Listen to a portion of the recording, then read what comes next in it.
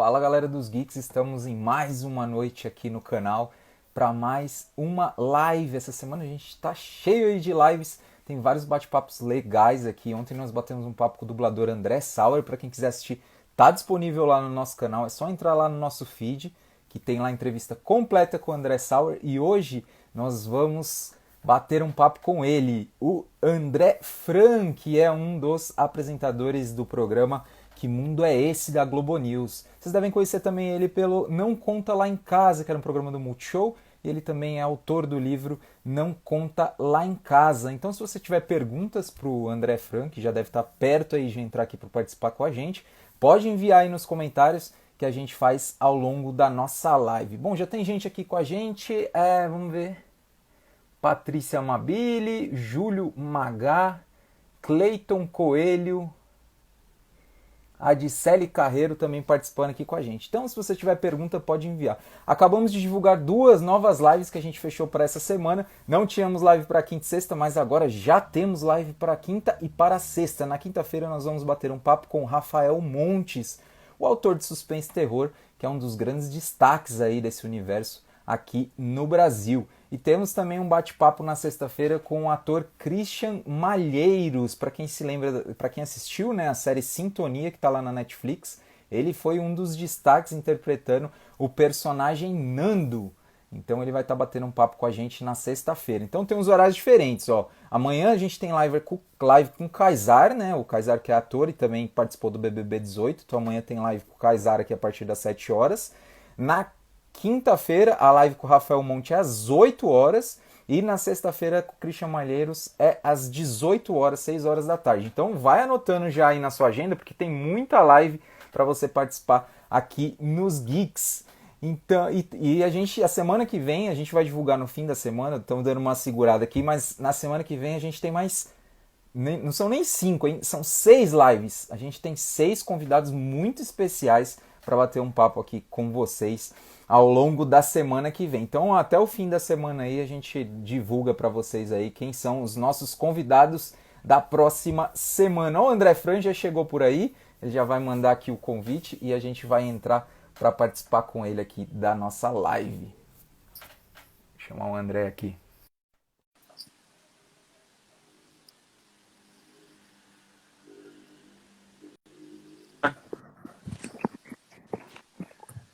Fala, André.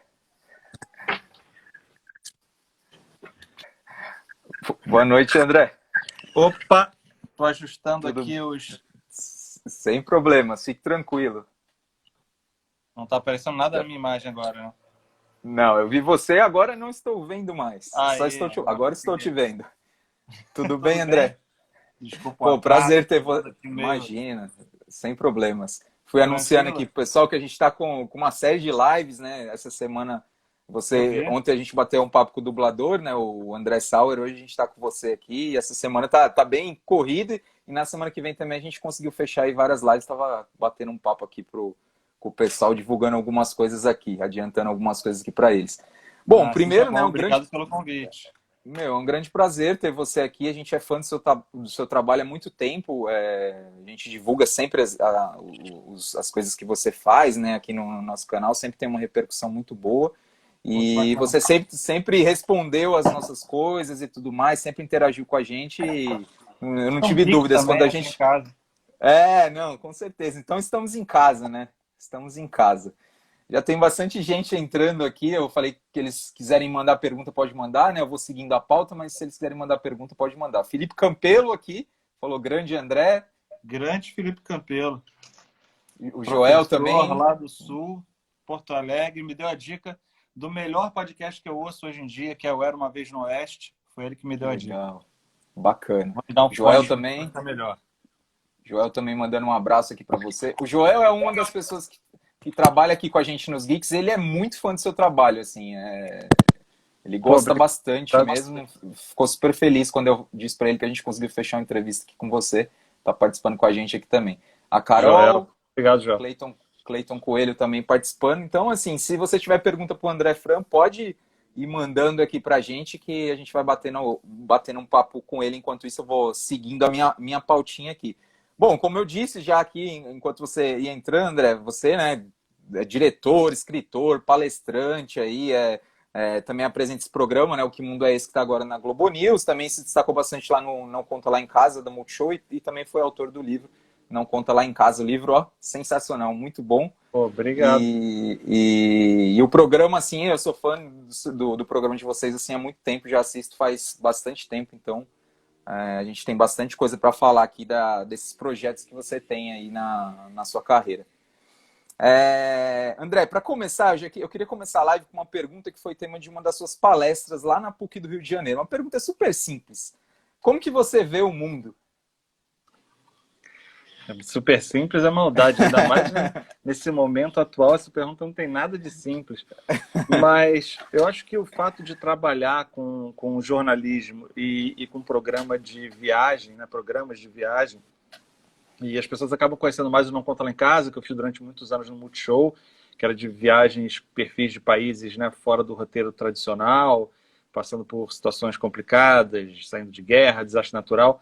E o Que Mundo é Esse agora na Globo News, que também, eu, além de diretor, sou apresentador, então tem a minha cara lá na telinha.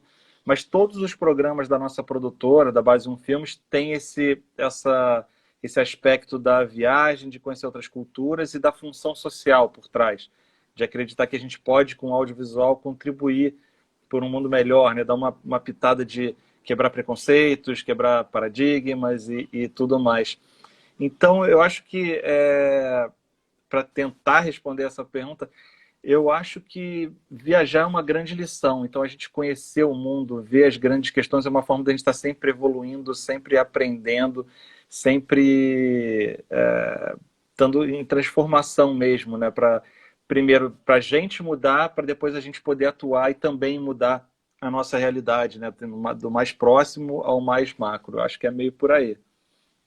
O Felipe Campelo perguntou aqui, André, se você já sabe quando sai a temporada do Japão. Excelente pergunta, porque é o seguinte, essa pandemia, né, a gente foi filmar o que acontece no Japão, a gente ainda não tinha noção da dimensão que essa coisa ia tomar, né? Não se falava ainda muito em coronavírus. Então, a gente, quando estava lá, mais do meio para o fim da viagem, que a coisa começou a se entender o que era e que já tinha saído ali da China. E no momento, o Japão era o segundo maior foco de infectados por coronavírus fora da China, né, que foi o epicentro ali em Wuhan. Mas dentro do Diamond Princess, aquele navio de cruzeiro, não sei se todo mundo se lembra, que estava ancorado ali no porto de Yokohama, bem próximo de Tóquio. Então a gente, cara, o negócio está ganhando corpo e a gente está aqui exatamente no olho do furacão. Então a gente foi para registrar o Japão naquele momento, que era o país das Olimpíadas, uma nova era com o novo imperador, e a gente se viu no foco do início da pandemia do coronavírus. Então a gente pegou um pouco de cada coisa, só que quando a gente chegou aqui para lançar, aí o negócio já estava escalonando de forma absurda, né? E aí realmente a OMS decretou uma pandemia, né, global, e todas as redes de notícia do mundo, e a Globo News não foi diferente, ficaram focadas e estão focadas até hoje só nas questões de coronavírus e da pandemia. Então, programas fora dessa pauta da Hard News ali não foram adiados, mudaram na grade e tudo mais. E o nosso a mesma coisa. Aí a gente agora, acabou essa semana, estou até correndo essa semana para fechar, a gente fez um acordo lá, um acerto com a Globoplay. Então, excepcionalmente, a temporada do Que Mundo é Esse no Japão vai ser lançada primeiro na Globoplay, agora em junho. A gente está correndo para pegar ali no meio de junho, ainda não tem uma data muito fechada, mas a Globoplay vai colocar gratuito no ar o primeiro episódio e os 4 episódios lá também para os assinantes, e quem quiser assinar para assistir. Aí depois, quando passar essa confusão toda de pandemia, a gente entra na Globo News, como a gente costuma fazer. Legal, bacana. Bom, aproveitando que a gente falou, né, você citou mais ou menos aí a questão do coronavírus, teve um podcast, né, que vocês fizeram lá, falando um pouco desse cenário do coronavírus lá pelo mundo, né? Você acha que você deve ter vários contatos, né, com gente que bate papo, até vi você dando uma entrevista na Rádio Rock, falando de contatos que você tem pelo mundo, né, e falando um pouco dessa questão da pandemia. É muito diferente a reação em relação à pandemia nos países aí pelo mundo e o que está acontecendo hoje aqui no Brasil? Completamente diferente, né? Tanto pelo perfil dos países como do momento em si. E assim, é legal, por um lado, né, a gente ter contato com diferentes pessoas e como a gente viaja não é uma coisa estritamente, fui contratado para ir lá reportar isso. Não, eu vou porque eu quero mostrar aquela realidade.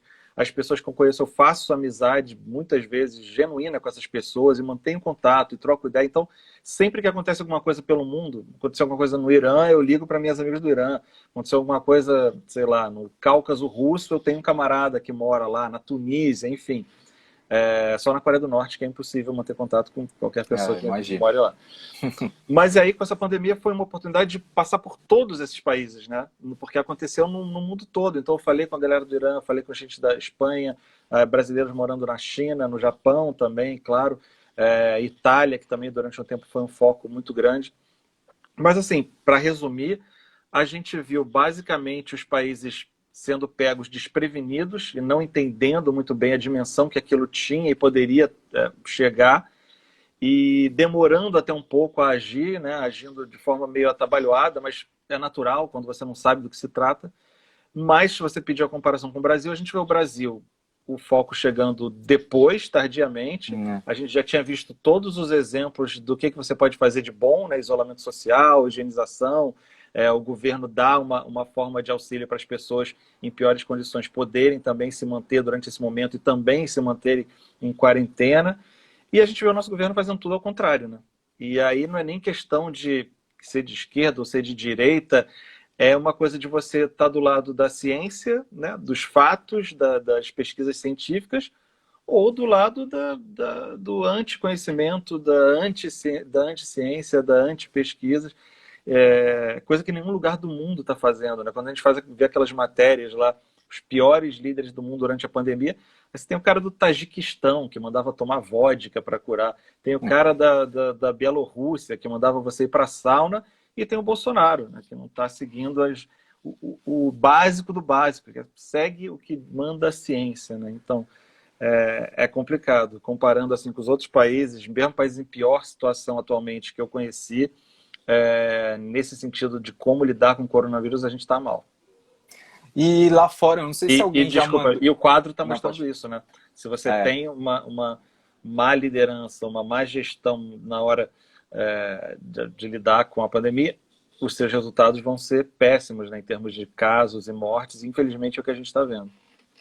Olha, teve uma pergunta aqui do Henrique Bernardi. Ele pergunta para você se você pretende realizar algum projeto sobre o mundo pós-coronavírus. A gente está com alguns projetos sendo adaptados, né? Porque muitos dos nossos projetos envolviam viagens, então isso vai ser uma coisa que vai mudar completamente e que até voltar ao normal deve demorar. Então a gente está adaptando algumas coisas e muitas delas a gente está adaptando para inserir essa questão do novo normal. Como é que vai ser o mundo, não só de viagem, mas como é que vai ser o mundo pós-pandemia? Será que a gente vai ressignificar muitos valores? Será que as nações vão ficar ainda mais fechadas e o nacionalismo vai aflorar ainda mais, né? E com preconceito com o outro? A gente tem sim alguns projetos, algumas coisas ainda não fechadas, mas estão caminhando bem. Então, em breve, a gente deve ter novidades. O que eu posso falar é porque a gente até já pediu para o pessoal mandar contribuição e tal, é um projeto de A Hora da Mudança, que talvez está mudando também de nome, de perfil, mas que envolve essa coisa de entender como as pessoas estão vendo esse momento e como elas estão achando que o mundo vai mudar, elas vão mudar e como elas podem fazer parte dessa mudança atualmente. Legal. Lá de fora teve alguém que mandou uma mensagem para você falando: André, como é que tá essa questão do coronavírus aí no Brasil?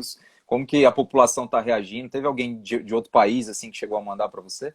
Sim, durante essa rodada que eu fiz, né, falando com amigos de diferentes partes do mundo, para pegar a opinião deles, né, gente, Austrália, Reino Unido, Itália, Irã, como eu falei, tudo que era lugar, e aí eu só esperando que essa uma via de mão única deles me contarem a história, mas quando eu entrava em contato, eles já vinham com a rebatida. Mas vem cá, e o Brasil? A gente está vendo a situação do Brasil, a curva em ascendente e não desce, cada vez pior, e os outros países se estabilizando e descendo, e o Brasil não para de subir. Vocês aí, eu perguntava, vocês estão bem? Vocês conseguiram? Como é que vocês fizeram? E ela devolviam para mim, né? Vem cá, vocês estão bem? Como é que vocês estão? Como é que está o país? Complicado. A Beatriz quer saber uma curiosidade aqui, André. Ela perguntou se você já gostava de geografia quando você era pequena. Já é.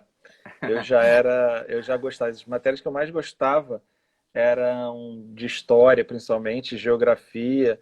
e eu gostava muito de escrever e era muito criativo, assim, no sentido de criar histórias, de escrever histórias, desenhar também.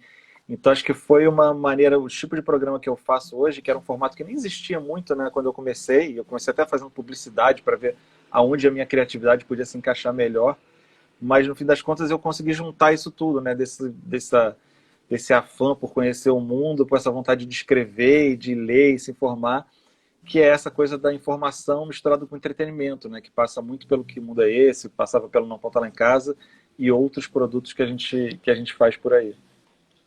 O Marco Tognolo falou que a próxima série vai ser Que Brasil é Esse? Segundo ele, somos a pare, até sair do Brasil vai ser difícil e vai demorar. É verdade, a gente está... Aquilo que eu falei de como as pessoas devolviam, né, do mundo todo devolviam para mim essa pergunta de como é que vocês estão, mostra muito como o Brasil está sendo visto agora lá fora, né? E eu já viajo aí há mais de 10 anos pelos mais variados países. E eu me lembro das pessoas na Albânia falando comigo, poxa, o Brasil tem que ajudar a gente a também ser o país do futuro, se desenvolver. E no Haiti, né, a gente é a missão da ONU brasileira, entre erros e acertos, mas muito reconhecido. E hoje em dia a gente rapidamente, né, porque as coisas mudam cada vez mais rápido nesse mundo globalizado e interconectado, rapidamente a gente vê essa imagem mudar assim, né? Um piscar de olhos, um trabalho de diplomacia do nosso Itamaraty, do nosso trabalho de relações exteriores construídos com décadas e décadas, né, do país sendo um mediador importante, uma voz equilibrada nas questões internacionais.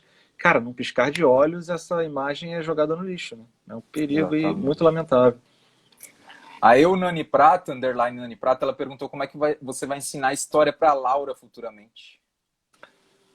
Para Laura, talvez eu tenha confundido, é Estela, minha filha. Que ela acho que ela confundiu, ela confundiu.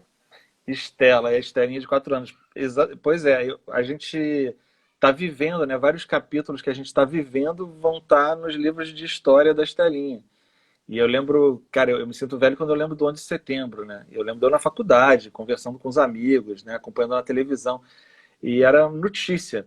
E hoje em dia já é história, né? Aquilo influenciou, né? O rumo que o mundo foi tomando, né? E se você for fazer aquele dominó, né? De uma coisa vai implicando na outra, aí você cai em surgimento da Al-Qaeda, da áreas de influência da Arábia Saudita e Irã na região, e a própria guerra da Síria e os diferentes players ali, se for, tudo vai se relacionando até chegar, ou seja, vai estar no livro de história. E, claro, a pandemia do coronavírus não vai ser diferente, né? Isso vai estar um marco na história que ela vai estudar e a gente vai ter que contar para ela, que ela agora só sabe que ela está dentro de casa e não pode ver os amiguinhos. E ela fez aniversário e perguntou, vai ter gente no meu aniversário, tadinho? Nossa. Mas a gente vai ter que explicar para ela mais para frente como é que vai ser isso. A Nani Prata falou aqui isso, Estela, ela falou que Laura vai ser o nome da próxima. Ó, caramba, não vou nem mostrar isso pra minha esposa, senão já começa a dar ideia. Vamos lá. André, eu queria que você falasse um pouco como está sendo o trabalho nesse período de quarentena, né? Para vocês que estavam sempre viajando, sempre fazendo vídeos e etc, etc. Como está sendo nesse período de quarentena para vocês? Cara, por um lado, assim, o trabalho se dividia em duas frentes, né? A primeira frente era, como você falou, viajar e filmar em outros lugares ou mandar pessoas. A gente também estava já em processo de início de produção da série que a gente faz lá pela produtora, que é o Futuro é Feminino, que é do canal GNT, onde as meninas, amigas nossas, apresentadoras, as jornalistas, viajam, né? No caso a gente não viaja, a gente faz esse suporte por trás, porque é um programa feminista, então obviamente as mulheres é que são as protagonistas, mas elas já estavam em vias de viajar e também teve que cancelar. E a gente tem outro lado que é a edição, a produção e a prospecção que a gente faz ali no escritório. A gente nem está viajando e nem está no escritório, né? Na produtora, trocando ideia e criando coisas e mudando o que a gente faz. Está tudo à distância, né? De home office. E aí, eu com filha e mulher, a gente divide o home office, então é menos tempo. Ainda parte do tempo que a gente está usando tem que dar atenção para a filha também, tem que cuidar da casa, se preocupar com todas as outras questões que envolvem a pandemia, né? Os nossos parentes, os cuidados, o mercado e tudo mais. Então está sendo bem, bem, bem complicado. Mas a gente entende que a nossa parte é o que a gente tem que fazer. E eu sou daqueles caras que fica chato mesmo nas redes sociais. Galera, fique em casa. Quem puder, lógico, fique em casa, né? E vamos fazer a nossa parte para isso passar o mais rápido possível. Porque tem muita gente jogando contra, né? O Henrique Bernardi, ele fala que ele estuda relações internacionais e falou que os seus programas intrigam ele a essa questão relacionada ao mundo. Pô, legal. Eu adoro quando eu recebo, assim, o pessoal comenta muito, a galera de relações internacionais costuma gostar do programa, e professores usam em sala de aula. Eu falo, caramba, a gente faz aquilo ali Legal. tão na raça, né? Mas é propositalmente na raça. Mas, mas é muito legal saber que a gente está impactando não só ali com o programa sendo exibido na TV para os mais diferentes perfis de pessoas, mas essa galera de professor de RI e tal é especial. Bacana. Vamos falar um pouco da história, né, da sua história aí de programas, etc.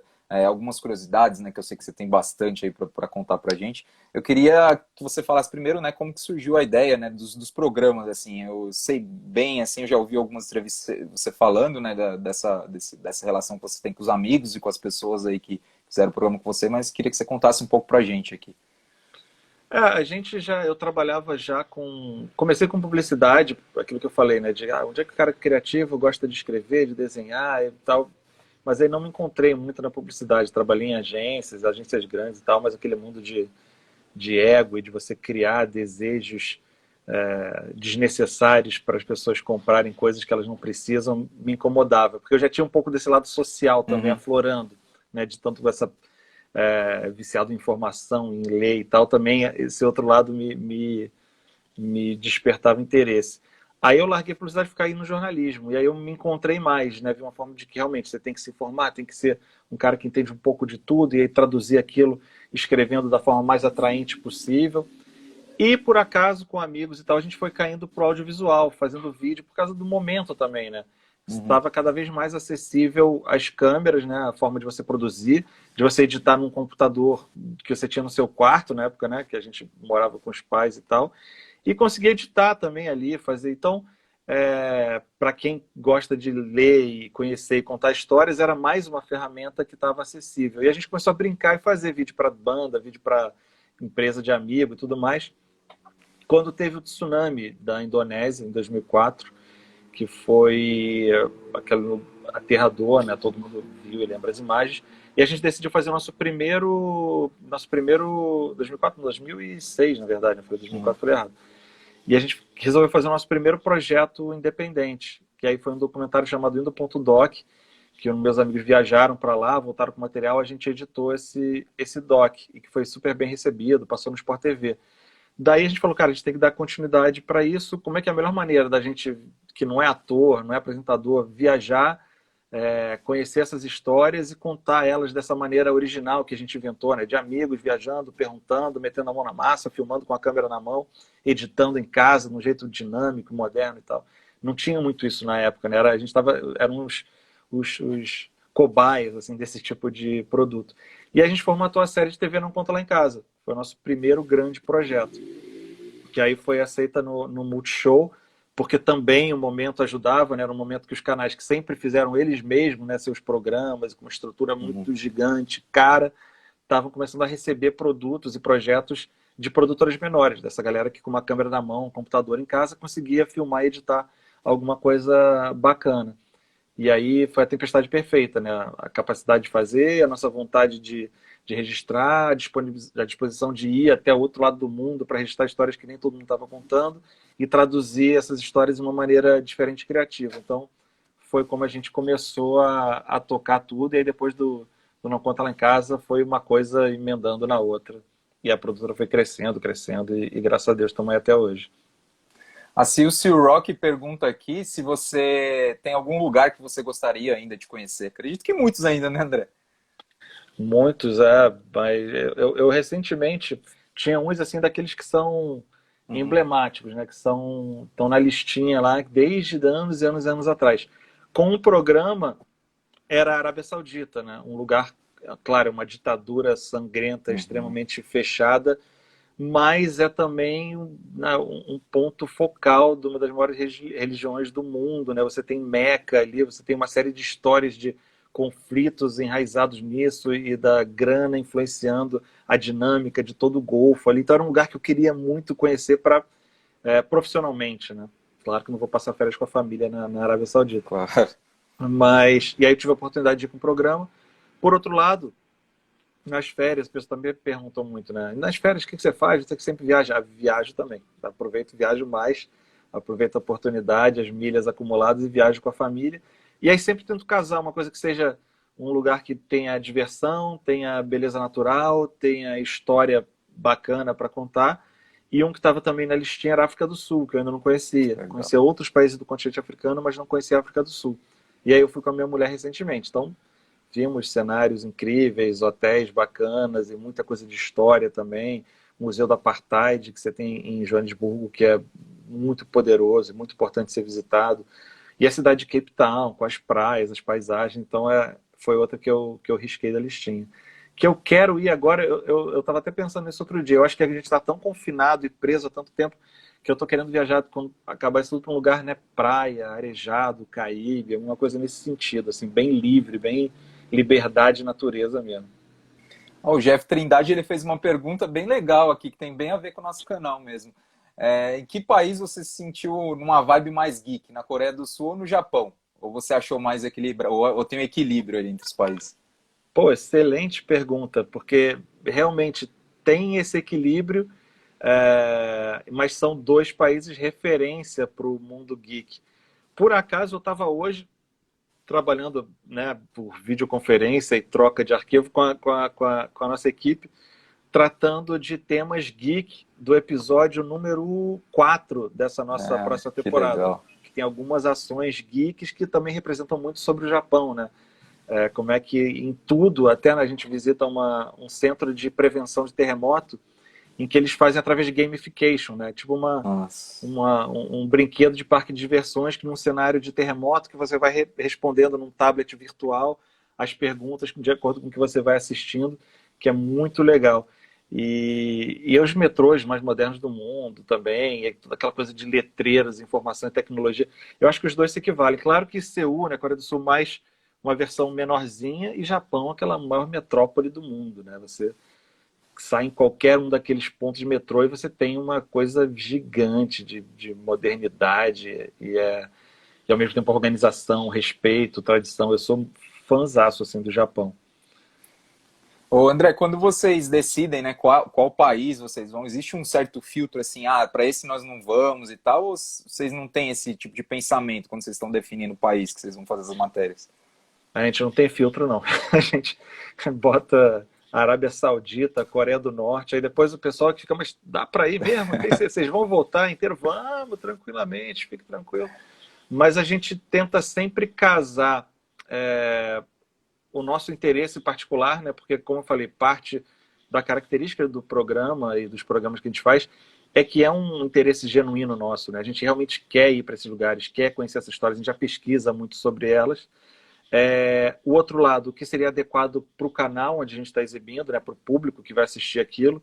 Não dá para ser uma coisa também muito que seja só do nosso interesse particular, mas que as pessoas em geral não têm esse interesse. Eu lembro que a gente queria ver a história da Ingushetia, assim, e para o público do Multishow na época não faria sentido. A gente, putz, será que a gente vai, né? E também com um interesse da história que a gente vai contar, né? De que dê para traduzir aquilo de uma maneira interessante, né? Não dá para ir para um lugar que seja só curioso, que tem a ver com o público, mas que você não vai ter ações que vão ser bastante representativas. Por exemplo, a mostrar essa nova Rússia entre o comunismo e o novo capitalismo de Estado, a gente fez um passeio de tanque. Em vez de ficar ali palestrando, falando a Rússia atualmente, os índices econômicos, blá, blá, blá, blá, tem que ser um lugar que seja possível da gente fazer ações interessantes para contar as histórias. Assim, o Sr. Rock falou que vocês precisam estar em canal aberto. Fica a dica, manda mensagem lá para o pessoal da Globo para botar a gente em canal aberto. A gente agora com essa história de sair com a temporada do Japão na Globoplay, acho que pelo menos algumas chamadas assim devem já passar na Globo aberta, eu acho. Acho que faz parte do planejamento. Então, já é legal, né? Porque já chama um público maior para ver, vendo lá na Globoplay, a galera em quarentena, consumindo mais streaming mesmo. Acho que vai ser bem bacana, tô bastante contente. Ela pergunta também se vocês tiveram algum problema em filmar em países do Oriente. Não, assim, do Oriente em geral, não. Coreia do Norte, a gente foi muito limitado, né, no que a gente podia fazer, mas isso era parte da história, né? A gente já sabia que ia ser assim. e entendia que mostrar essas limitações, né, o quanto a gente tinha que filmar com equipamento reduzido, com uma maneira mais escondida, não mostrando tanto que estava fazendo um programa de TV, como é que isso também era uma forma de mostrar muito sobre aquele país, né, sobre a Coreia do Norte. Então, tem as limitações, tem as restrições, né, o problema, como ela perguntou, mas eram problemas que acabavam sendo úteis para a gente na hora de mostrar a realidade daquele país. E em outros países, seja do Oriente ou do Ocidente, volta e meia a gente tem um problema quando a gente quer mostrar algo que não querem que seja mostrado, né? Isso vale para os Estados Unidos ou vale para a China. Então, não tem muita diferença. Teve algum país ou alguma situação assim que vocês tiveram um problema em relação à integridade física mesmo de vocês? Assim, eu me lembro daquela temporada que teve do Saddam, que vocês foram na casa do Saddam, que teve uns certos problemas ali, né? Acho que até eu não me lembro exatamente quem não foi, né? Mas teve um deles que não chegou a não querer ir, né? Até lá. Sim, Teve isso, né? Teve alguma situação assim? sim. Desde o início a gente sempre rejeitou muito esse slogan, essa chancela de caras que vão para lugares perigosos. A gente não queria ser os caras aventureiro, maluco, inconsequente. Pelo contrário, a gente queria mostrar que tudo que a gente fazia tinha embasamento, tinha pesquisa, tinha porquê. E se a gente é considerado malucaço que está indo passar perrengue, as pessoas não iam levar não iam dar tanta credibilidade àquilo que a gente fazia, às histórias que a gente estava contando. Mas é claro que, eventualmente, uma certa dose de perigo assim acaba fazendo parte até por falta de informação, falta de cálculo. Quando a gente foi para Bagdá, por exemplo, no Iraque, era um momento que, oficialmente, os Estados Unidos, depois da invasão e da guerra, das forças da coalizão, passavam que, olha, o Iraque, depois da invasão, a gente conseguiu estabilizar, derrubamos Saddam Hussein, o país volta a ter estrutura e ser governável, e o poder de novo sendo passado para o povo iraquiano, e já pode visitar turismo. A gente falou, bom, vamos colocar isso à prova. E a gente chegou lá e viu que não era essa a realidade, né? Então tinha um checkpoint com um soldado americano, outro com um soldado iraquiano, outro uns caras de camisa regata com um AR-15 na mão pedindo para ver nosso passaporte. Lugar controlado por milícia. O hotel que a gente ficou era controlado por uma milícia. A gente achava que estava seguro ali. 2 semanas depois ele sofreu um atentado, morreram mais de 40 pessoas. Então a gente acaba mostrando, mas aí a gente incorpora no programa, mostra que, olha, foi um erro de cálculo baseado em informações oficiais, e a lição que a gente traz de lá é justamente essa. Às vezes não dá para você confiar em informações oficiais. Informações oficiais também atendem a interesses de governos e de relações entre nações e tudo mais. Então acaba entrando na história para a gente mostrar como é que aquilo é representativo também. Então aí foi um lugar que a gente passou perrengue. Mais recentemente, com Que Mundo é Esse, do Kurdistão iraquiano, a gente queria mostrar os soldados peshmerga, que tinha muito preconceito por conta do ISIS, né, de que eram muçulmanos, terroristas, e Islã é tudo do mal, e extremistas e tudo mais. E a gente foi mostrar que, por outro lado, as forças combatendo essa ameaça também eram muçulmanos, né, que nem consideram o ISIS como verdadeiros muçulmanos, consideram psicopatas que usam aquilo ali de uma forma deturpada para justificar a sua loucura, esse autoritarismo e preconceito. Então a gente foi até a linha de frente e mostrou também que aquilo era feito de uma forma muito improvisada, né? Não era uma coisa de não tinha estrutura, não tinha equipamento. Então você chegava numa linha de frente que o cara pulava para fora da barricada para tirar selfie com você, e aí começava a voar tiro por cima, os caras dando risada, perguntavam se você queria atirar, botavam a arma no teu colo. Então foi um lugar também que a gente acabou passando um certo nível de risco, mas porque a gente queria contar uma história, né? Fazia parte da história que a gente ia contar. A gente não foi gratuitamente, a gente não é correspondente de guerra, né? A gente acredita até que em momentos de guerra você tem pouco a mostrar além da miséria humana, né? De tristeza, de morte, de destruição. Não tem muito o que você contar, né? Sobre as culturas, sobre os povos, sobre a história daquele lugar. Então a gente tenta fugir um pouco dessa coisa do perigo, mas já passamos nessas situações um perrenguezinho, sim. Bom, acho que você já respondeu aqui a pergunta da Beta Maia Lou, ela falou sobre medo, você falou um pouco sobre isso.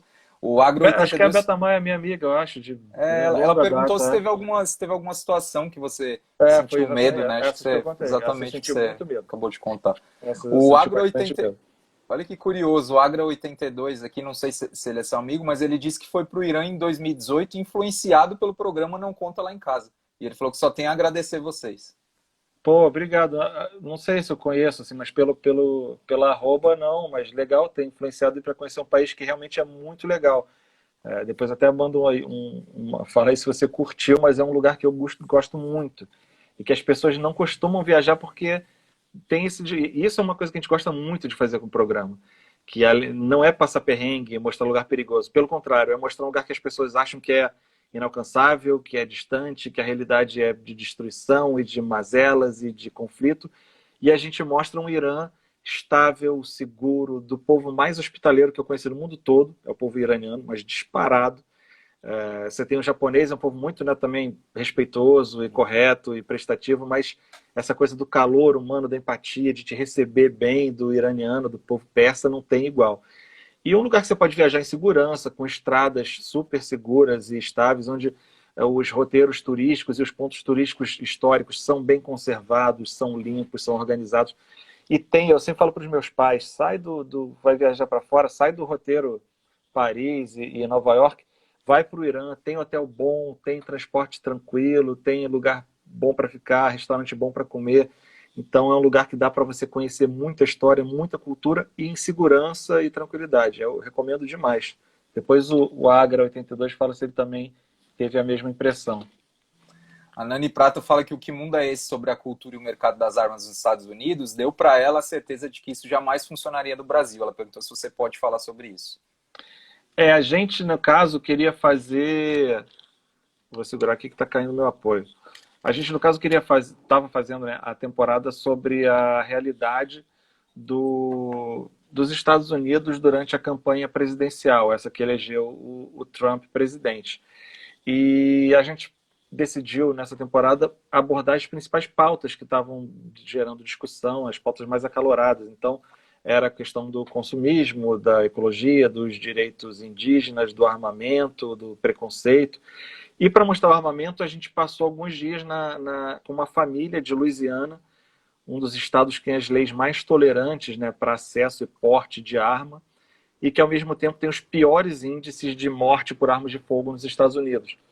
Então, para mostrar como é que essa coisa tão nociva, né, de você ter um acesso às armas, como é que isso gera mais morte, mais violência, mas também era parte da cultura do americano, né? Como é que eles entendiam aquilo como uma defesa da cultura deles, mas também passando por muito preconceito e tal. Então, em vez da gente ficar nos números, nas análises, nas estatísticas, a gente foi vivenciar com eles, a gente saiu com eles, a gente fez amizade com eles, a gente questionava, às vezes a gente criticava, tentava entender. Eles também tentavam entender a gente, né? Como assim? Você não pode ter arma? E como é que você se defende? A gente chama a polícia. Mas porque essa é a pegada do programa, né? A gente às vezes aborda questões e pautas que estão sendo abordadas no noticiário tradicional, no jornal, na TV ou impresso, mas a gente tenta dar uma outra perspectiva, né? Uma coisa de vivência, de contato com as pessoas, que acaba às vezes passando de uma outra maneira, né? Essa mistura da informação e entretenimento, né? Que nós, como geeks, adoramos, né? Uhum. E acaba sendo bastante representativo para contar essas histórias. Essa das armas foi bastante marcante. Tá lá na Globoplay, na temporada dos Estados Unidos do Que Mundo é Esse. Deixa eu mandar um abraço aqui pro Paulo Cordeiro 8, que está com a gente. A Simone Dural, ela falou que você fala bem fácil, parabéns. Mas essa é minha prima. Essa aí, ó, tá vendo? Prestigiando é da família, né? Tem que elogiar. Obrigado, a Beatriz. Simone, beijo. Beatriz, meu amor, aqui falando que live legal, ela tá amando, falou que tá ouvindo do carro, a gente tá assistindo a nossa live. Que legal. É um novo podcast também, é uma opção, né? Eu ouço no carro, eu ouço mais podcast, mas tá aí a dica da Beatriz. Vou passar a ouvir quando estiver no carro. Quando acabar a pandemia, que tô meio preso em casa agora. T. Cisneiros, um abraço para ele também participando aqui com a gente. André, você já visitou milhares, né, de países aí nas suas viagens e tudo mais. Você se deparou com vários extremos e eu queria perguntar para você se o Estado Islâmico foi a maior representação de radical que você teve contato. É difícil, né? Porque a gente medir radicalismo. Obviamente, o ISIS, né, é uma representação de radicalismo, de extremismo absurdo, né, algo completamente fora de qualquer parâmetro. Como eu falei, os próprios, a gente foi fazendo todo um trajeto, né, no Kurdistão. O Kurdistão é aquele maior povo do mundo sem a sua nação, né? Então eles ocupam ali uma parte do Irã, uma parte da Turquia, uma parte do Iraque, e a gente foi passando por todos esses lugares e todos eles, né, islâmicos, e todos falavam, olha, quando falamos sobre o ISIS, aquilo não é o islamismo, aquilo não é o Islã, aquilo não nos representa. Aquilo é uma deturpação do wahhabismo, que já é a versão mais radical do islamismo sunita, né? Então é o extremismo do extremismo do extremismo. Então, sim, é bastante. É uma representação que me salta assim à mente, como algo bastante extremo que eu vi, e por isso mesmo eu nem pude ter contato, né? Era perigoso até você ir falar com essas pessoas, e questionar, e criticar. Porque eu já tive com racista nos Estados Unidos, né? Então, claro, não sabia que eram, mas pelas declarações você vai sentindo, e eu vou questionando, vou tentando colocar aquilo em evidência e tentar mostrar porquê daquilo, né, e o que tem por trás daquilo historicamente, e o que aquilo representa. Mas você pode estar ali, né, você pode argumentar, você pode falar. O Estado Islâmico também, preconceito religioso, envolve também racismo, envolve etnias, então é bem complicado, um exemplo bem, bem complicado. O Joel está falando que espera ansiosamente o novo livro, então eu já vou aproveitar e já te perguntar, você sempre fala sobre essa sua paixão, né, de escrever, se já tem alguma coisa bem engatilhada aí de próximas obras aí? Essa é uma pergunta que me deixa extremamente aflito, porque eu já estou deve ter uns quase 5 anos que eu falo que ano que vem sai o segundo livro. Todo ano eu falo que é ano que vem. E porque realmente não dá para parar, né, de trabalho e tal. E depois que eu tive minha filha, que agora está com 4 anos, então quando eu achei que ia ter tempo livre, nasceu filho, e eu estou percebendo cada vez mais que depois que nasce filho você não tem mais tempo livre, né? O seu tempo livre é dedicado às demandas do seu filho, então tá difícil de parar. Antes da pandemia, né, eu achei que essa quarentena, né, pô, vou estar em quarentena, vou estar preso em casa, mas ter mais tempo de fazer algumas coisas. Eu tive até uma reunião com o Gustavo, lá da Dublinense, que é quem vai lançar esse segundo livro, já está quase finalizado, faltam os últimos ajustes e toques, e aí a gente fez uma conversa, e ele passou algumas coisas para eu fazer durante a quarentena, mas, cara, eu não consegui pegar no livro para terminar. Eu achei que ia ter mais tempo, eu estou tendo muito menos tempo do que o normal durante esse período de confinamento em casa. Tá complicado, mas sai, e aí eu vou avisar, me segue aí no Instagram, que eu vou, primeira coisa, eu vou avisar para todo mundo que vai sair. Deixa eu mandar um abraço aqui pro WK também participando aqui com a gente. Ele pergunta aqui, o Jeff Trindade pergunta que país, localidade que você queria ver no... Não, ele está perguntando para mim, na verdade. Não, ele falou que seria muito interessante uma temporada na Índia pro Que Mundo é Esse? A gente quase foi para a Índia, a gente chegou a elencar algumas pautas, a fazer umas pesquisas de roteiro, fazer uns contatos, mas aí foi quando a gente mudou para, acho que a Arábia Saudita, não, acho que não era, mas era a Ucrânia. Aí a Ucrânia começou a entrar no olho do furacão ali, a questão de ter influenciado ali na época aquelas conversas do presidente Zelensky com o Trump, então todo mundo falando de Ucrânia, Ucrânia, Ucrânia, cara, por que a Ucrânia está aqui? E 5 anos depois da revolução da Euromaidan, aí acabou saindo Índia, entrando Ucrânia, aí na sequência já Japão, porque o Japão era uma nova era, né, com o novo imperador, no mesmo ano de Olimpíada, então estava todo mundo olhando para o Japão, a gente, cara, vamos para o Japão. E ainda aconteceu de estar no momento do início da pandemia ali próximo, então a Índia ficou sendo jogada para frente, mas está no radar, com certeza. Pô, uma curiosidade agora, a gente está chegando ao fim aqui da live, né? Sempre bom, quando é papo legal, assim, passa tão rápido o tempo que a gente nem vê.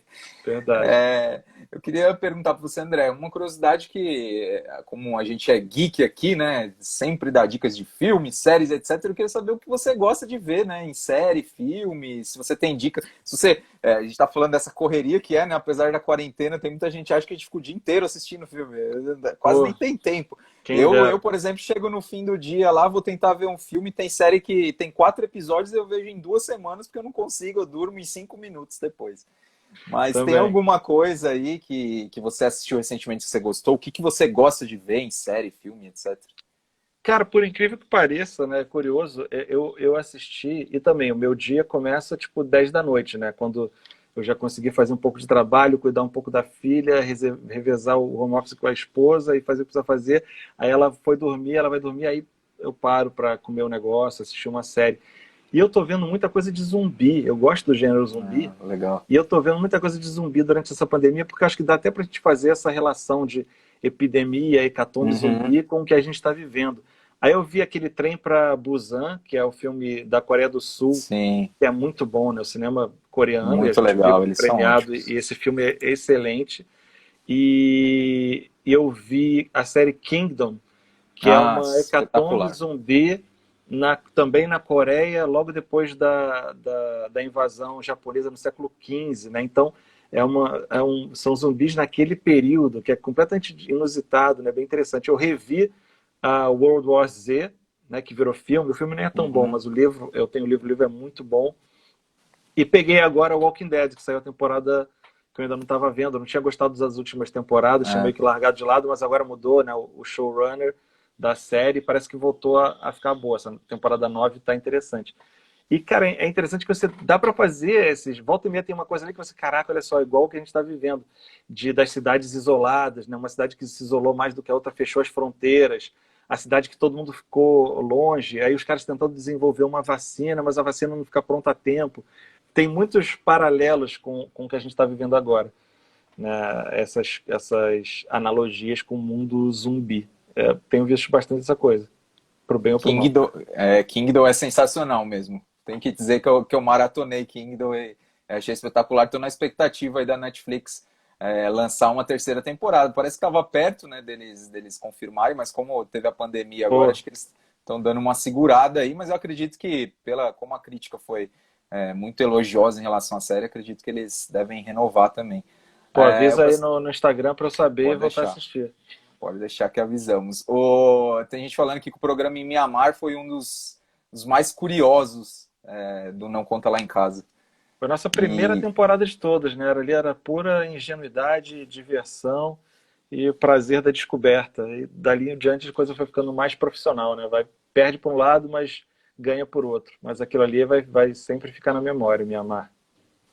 e aqui estão dando dicas sobre o Black Summer. Falou pra gente assistir Black Summer, que é legal também. Black Summer, eu acho que eu sei qual é. Foi uma série também que lançou ano retrasado, se eu não me engano. Acho que eu já vi. E também perguntaram aqui pra você, André, o que você acha sobre os documentários do Michael Moore? Acho que ele fez o Tiros em Columbine, né? Se não me engano, Fez foi um Fahrenheit, né? Leva. dos que ele fez. Eu acho bem legal. Claro que ele tem toda uma agenda, mas acho legal que ele deixa bem aberto, né, o ponto de vista dele e que ele quer provar. E eu acho que ele faz isso de maneira bem criativa e não sei, não foi uma referência nunca direta assim para mim, mas eu gostava dos filmes dele, talvez indiretamente tenha até essa influência de um cara que se envolve com as histórias, de que você vê que ele realmente quer conhecer aquelas pessoas, ele quer entender, ele quer, né, claro que depois ele foi ganhando uma proporção gigantesca, né, toda uma Uhum. equipe por trás, mas você vê que tem muito do interesse genuíno dele, né? E eu acho isso bem bacana. Gosto muito, acho que ele foi super inovador também na época que ele começou, né, com Tiros em Columbine e tudo mais. Era um formato bem inovador.